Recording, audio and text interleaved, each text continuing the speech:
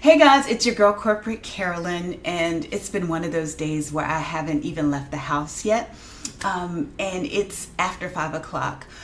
You guys actually are a blessing to me because you give me an opportunity to kind of, I guess, let off some steam after I've been working all day. And working from home, there's really nowhere to go when you think about it. My husband already went to the grocery store for me, I think yesterday.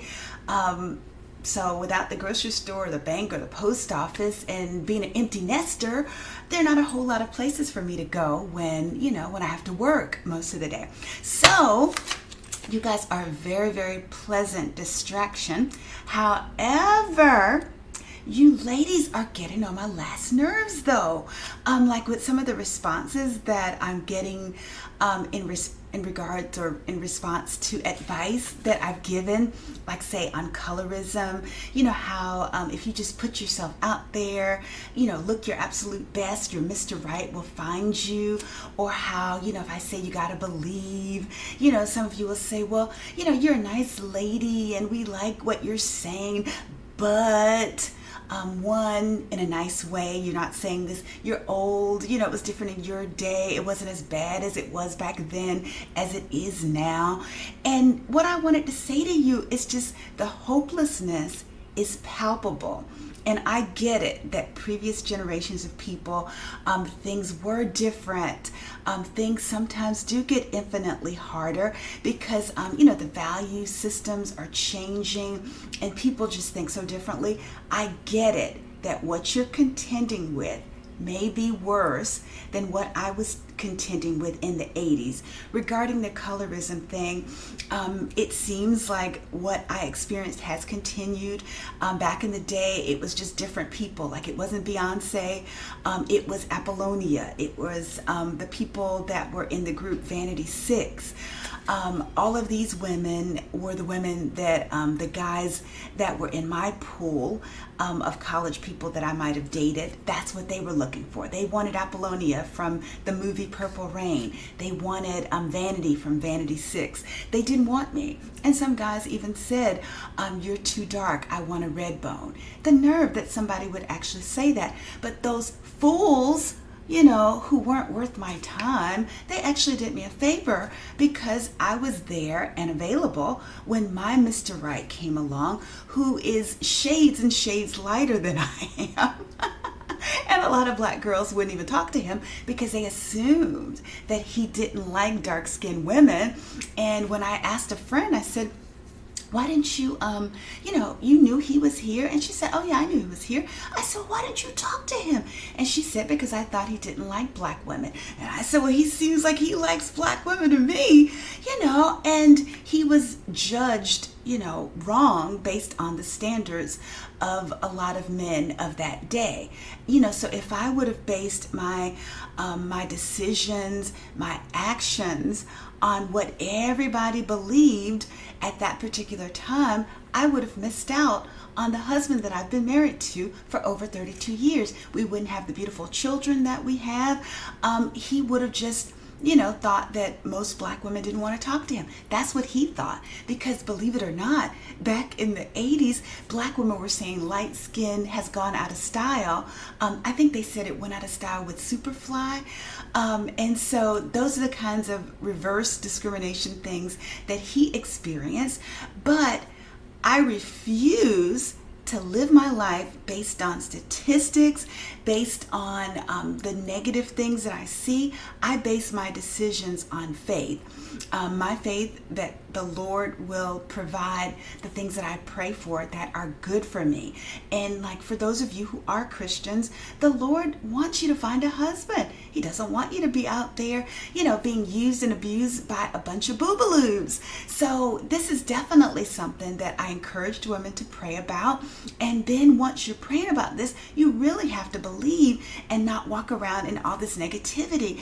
And that's what I'm hearing. I'm hearing so much negativity, so much hopelessness, that, the guys only want A, B, and C. And one of the ladies who commented, you made a very valid point when you said that if you're black, Most of the men expect you to have a really big butt. And then the funny thing is, those same guys will wind up with an Angelina Jolie type or with a Zendaya type that doesn't have a big butt, and it's okay when you look at her. But when you look at a black girl who has a little booty like I have, and I'm assuming this lady who commented, who said when she's at her ideal weight, hips and butt aren't really included. And so there are going to be guys out there like that, but those are not the ones for you. I mean, you need to, what I see a lot of women doing, they're wasting time with guys who don't value what they have. As soon as a guy says, back in the day, said that I was too dark, my mind said, oh, he's not the one that I prayed for, because that person is going to like and value what I have and think that what I have is a value. And if he doesn't, that just means next, move on. And this whole situation made me make some notes. I'm always writing down notes, and you can tell that I'm from a different day because I'm actually writing, and I'm writing in cursive, if you can believe that. But one of the notes was, you just need to meet the right one. And this is the advice that I gave my son when he graduated from college 7 years ago, surprisingly. And then he was looking for a job, and then this is the day of people not just having 4 O's, but people have 4 6s now, 4 8s. If they're taking, AP classes and things, and taking extra credit, going above and beyond what you need for graduating. And so I'm just like, don't worry about those other people, and what they're doing, because it makes it seem like it's hopeless. Just to put it from a parenting standpoint, because a lot of times we're just so focused on what we're doing. But as a parent, when you're giving your kids advice, so pretend like 5 years from now you're giving your kid advice, and they're saying, well, Mom, how am I going to get into college? The people have 4.6s, they have 4.8s. And then so what are you going to tell them? Yeah, son, yeah, girly, it's difficult out here. You may as well forget about college. You can't compete. You only have a 3.8. You can't compete with a person with a 4.8. Are you going to discourage them, or are you going to tell them to keep pushing, to keep putting themselves out there? And like what I told my son when he was graduating from college, I said, it only takes one person to take a chance on you. You only need one, because he was getting a lot of, no's, and he's in the same industry as I am, or he was at least, computer information systems. And so he just kept telling me, how he was, getting rejection after rejection. And I'm like, keep pushing, keep doing the resumes.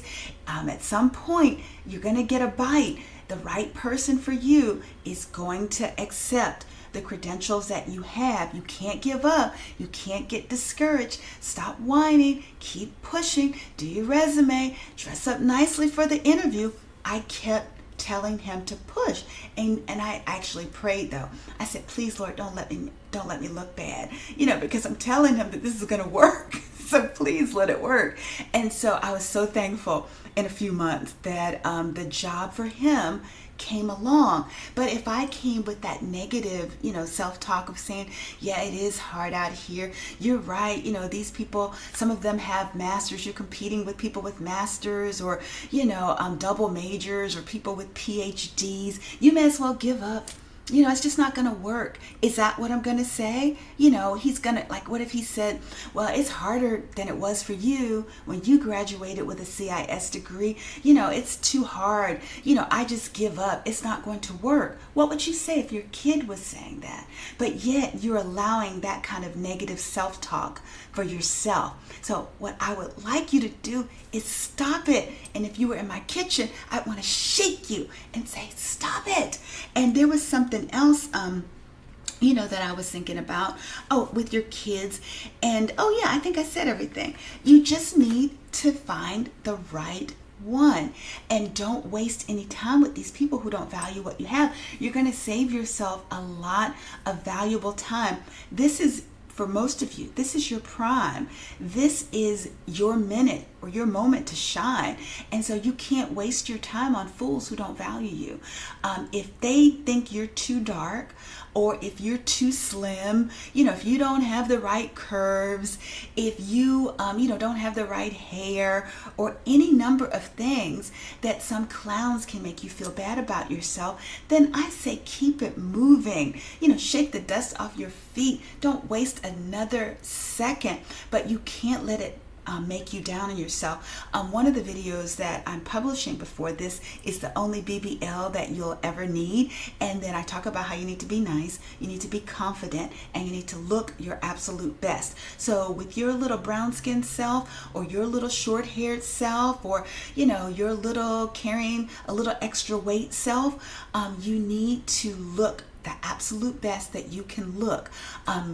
Look in a way that makes you feel good about yourself. And when the right person, when you meet him, you'll know he's the right one, because he's going to think you're cute. He's going to think you're the best thing since sliced bread. That's what happened to me. That guy who I assumed wouldn't like black people, based on when I saw his picture in the Tiger, which was the school newspaper at Clemson. He played soccer, had his hair pulled back in a shag, had the light eyes. I turned the page because I assumed that he would be looking for an Apollonia type too. Who knew that he was a person who just thinks beauty is beauty? And a lot of people are like that. And another thing that I learned about that colorism aspect, a good number of white guys wanted to date me. In fact, the first person that told me that I was beautiful, that was male, was white. How sad is that? Isn't that crazy that I would have to meet somebody outside of my ethnic group before someone actually said, hey, you're beautiful? And so then, I wind up, I was thinking that I was going to marry somebody white or of another ethnic group, because I didn't think black men valued me with my dark brown skin, which they were trying to make me believe it's just brown skin. And then with my little booty, I was like, surely no black man is going to want me or value me. And then I run into my husband and I'm like, oh my goodness. And he thinks I'm great. So he was the one. And I wound up stalking him and trying to get my MRS degree, because I decided that he was everything on the list that I had asked God for. And I had been practicing out his last name before he even realized what my last name was. Like I had been going, saying Carolyn Gray. And then around that time, he said, what was your last name again? I'm like, whatever, you're the one. And so I stuck to my guns, because he thought I was cute. He was very nice to me. He was a sweet person. And I knew that he was the one. So that's what you have to do. But you got to drop this hopelessness, drop this negativity. You got to get positive. You got to get yourself together and your best presentation of yourself, just like you would for an interview, because searching for a husband is almost like a job interview, because you're looking to get your MRS degree, so you want someone to accept you, right? And you're not going to just accept anybody. You want somebody that fits the criteria that you want. So think about it. There's a guy out there that has some basic criteria too. So you at least want to make yourself look as presentable as possible, so that you have as many opportunities to find that Mr. Right as you can have. And when you're doing that, and when you're putting yourself out there in the world in your best light, and you're doing things that you might not have done before, going to restaurants, going to movies, going to parties, going to museums, going to the places that you want to be in your best life, and you're going to meet him. Mark my words. And anybody who takes his advice and finds someone, you be sure to let me know. Stop that nonsense about, just because I'm like talking to you 30 years later, that what I'm saying can't possibly work. It can work. It has to work. There is a husband for you. Don't you see other women getting married? Don't you see other ladies, like on television, different shows, they're getting married? What makes them any different or any better than you? Nothing. And from a Christian perspective, again, I try not to force my beliefs on anyone, but I believe I can't tell you what to believe, but I believe that God is no respecter of person. And if he helped me find a husband, if he helped all these other women like Sierra and Beyonce, if he can help all of these other women find husbands, he can help you find a husband too, regardless of how you look, how much you weigh, what your station in life is. But I think the most important thing is what you believe and how much effort you're willing to put forth. That's the only thing that can control you meeting your goal. If you don't believe it, it's not going to happen. No one can believe it for you. I can't believe it for you.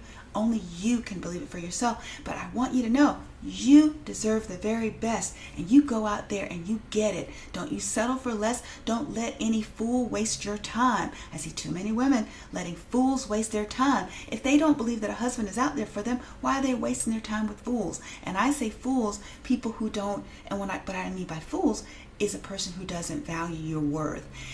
In your space, he is a fool. Only people who are deserving of your time should be in your space. So start eliminating people that are not worth your time. Sorry I talk so long, but it's really bothering me, and I'm hoping that you guys will start to realize that something better is out there. But you just have to be steadfast, don't settle for anything less, and you keep pushing, keep pressing, and keep believing.